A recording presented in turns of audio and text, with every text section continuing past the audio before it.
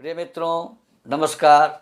मैं आप सभी का पंडित मार्कंडेय दुबे अपने YouTube चैनल वास्तु बोकारो दर्शनम के माध्यम से मीन राशि के लिए देवताओं के गुरु बृहस्पति का 20 नवंबर 2020 से जो गोचर मकर राशि में हो रहा है, नीच राशि में हो रहा है, उसके संबंध में जानकारी लेकर आप सबों के सामने प्रस्तुत हुआ हूँ।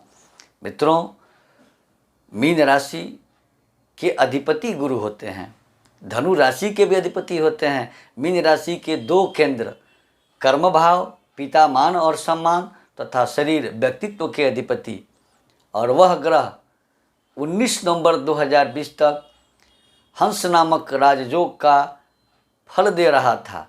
वहाँ से वह ग्रह नीच अवस्था में जा रहा है, नीच राशि में जा रहा है। क्या मीन राशि को गुरु का मकर राशि में नीच का गोचर लाभ देगा?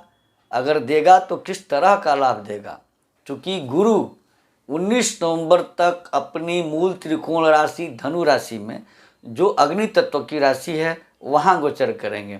20 नवंबर को ये शनि की मकर राशि, जहाँ गुरु नीच के हो जाते हैं और वह पृथ्वी तत्व की राशि है, वहाँ जाएंगे। वहाँ पहले से शनिदेव विराजमान हैं। शनिदेव के साथ होने से गुरु का मीन राशि के जातकों के लिए क्या प्रभाव होगा, क्या फल देंगे?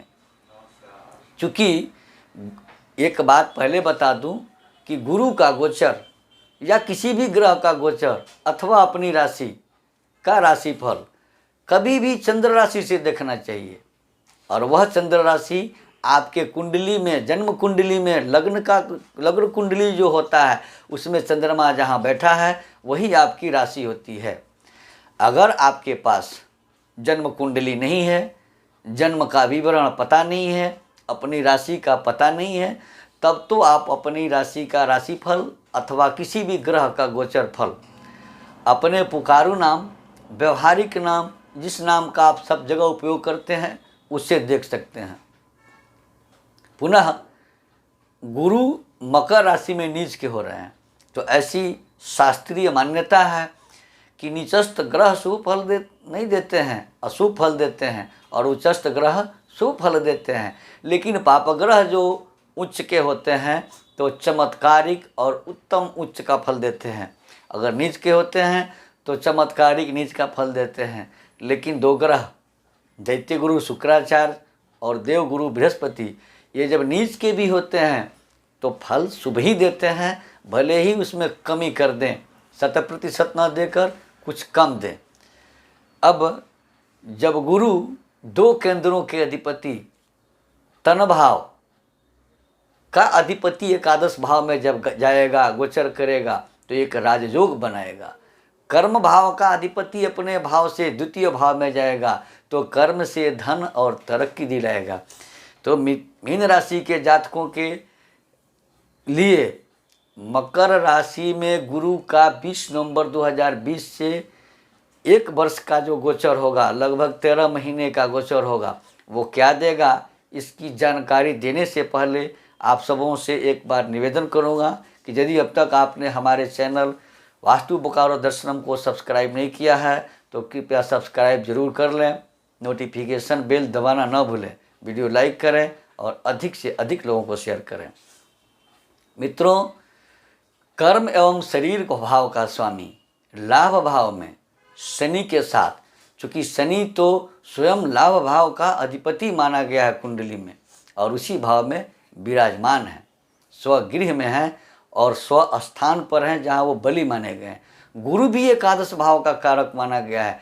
अब जब दोनों की युक्ति, एक नीच का और एक स्वगृही है, तो मीन राशि के जातकों के लिए सारे सुख के दरवाजे खोल देगा। 11वें भाव में पापक ग्रह और 11वें भाव में गुरु चमत्कारिक फल देते हैं।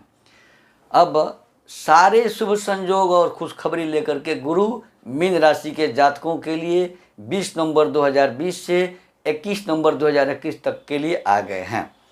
अब सबसे पहले ये ध्यान में रखिएगा कि अगर आपकी कुंडली में गुरु कहीं नीच के हैं, अस्त हैं, पाप पीड़ित हैं, अथवा दुर्बल अवस्था में है, या 6, 8, 12वें भाव में है, तो इस फल में कमी आ सकती है।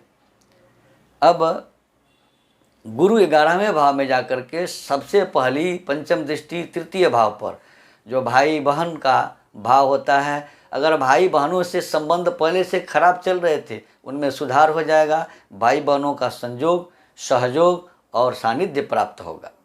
गुरु की दूसरी दृष्टि संतान भाव पर है, पुत्र भाव पर है। अगर पहले से आप पुत्र की इच्छा रखते हैं, पुत्री संतान आपके पास है, कन्या संतान आपके पास है और पुत्र संतान की इच्छा रखते हैं, तो इस वर्ष प्रयास करें। वर्ष 2021 में पुत्र सुख की प्राप्ति गुरु कराएंगे, चूँकि एकादश भाव में जाकर के पुत्र संतान अवश्य देते हैं। गुरु की तीसरी दृष्टि भाग्य भाव पर, नवम दृष्टि विवाह भाव पर पड़ रही है, पत्नी भाव पर पड़ रही है। तो जिन जातकों के विवाह नहीं हो रहे थे, जिनके विवाह में बाधाएं आ रही थी, चाहे वो कन्या हो या पुरुष हो, उनके विवाह के सुयोग और अवसर प्राप्त कराएंगे देवगुरु बृहस्पति। चूँकि पंचम पर इनकी दृष्टि पुत्र के और संतान के योग प्राप्त कराते हैं। अगर पुत्र हैं तो पुत्र की तरक्की, पुत्र से सुख की प्राप्ति गुरु कराते हैं। सर्वथा उत्तम रूप में पुत्र का सुख प्राप्त करवाते हैं। अब गुरु जब तृतीय भाव पर नज़र देंगे और शनि के सानिध्य में है, शनि के साथ में है, तो आपका पराक्रम बढ़ेगा, आपका मनोबल उठेगा और जो काम आप पहले नहीं कर पा रहे थे उस काम को करने में आपको असुविधा महसूस नहीं होगा। गुरु की नौवीं दृष्टि सप्तम भाव पत्नी और व्यापार स्थान पर है। अगर आप कोई उद्यम करना चाहते थे, कोई फैक्ट्री लगाना चाहते थे, कोई दुकान या व्यापार करना चाहते थे और उसमें असफल हो जाते थे, तो गुरु का यह गोचर निश्चित रूप में आपको व्यापार में सफलता या व्यापारिक शुरुआत कराएगा, विवाह भी कराएगा, यात्राएं भी कराएगा। मित्रों, गुरु का गोचर मीन राशि के लिए एकदम से सारे शुभ कार्यों के दरवाजे खोल कर आया है। 20 नवंबर से 21 नवंबर 2020 तक ये सारी मनोकामनाएं पूरी कर देंगे। गुरु जब प्रबल होते हैं तो मनोकामनाओं की पूर्ति करते हैं। जिस चीज़ की आपकी सोच हो वो सारी चीज़ें मुहैया करा देते हैं। लेकिन 11वें भाव में गुरु हैं, 11वें भाव के गुरु बहुत ही अच्छे होते हैं। इस गोचर के अवधि में मदिरा और मांस का सेवन करने से परहेज करें, इसको आपको नहीं करना चाहिए, अन्यथा शुभ परिणाम अशुभ परिणाम में परिवर्तित हो सकते हैं। मित्रों, हमारे यहाँ वास्तु विजिट किया जाता है, जन्म कुंडली बनाई जाती है, जन्म कुंडली का वार्षिक फलादेश भी किया जाता है। वाराणसी के सुयोग्य विद्वानों के द्वारा हमारे यहाँ से बड़े और सभी प्रकार के यज्ञ अनुष्ठान करवाए जाते हैं।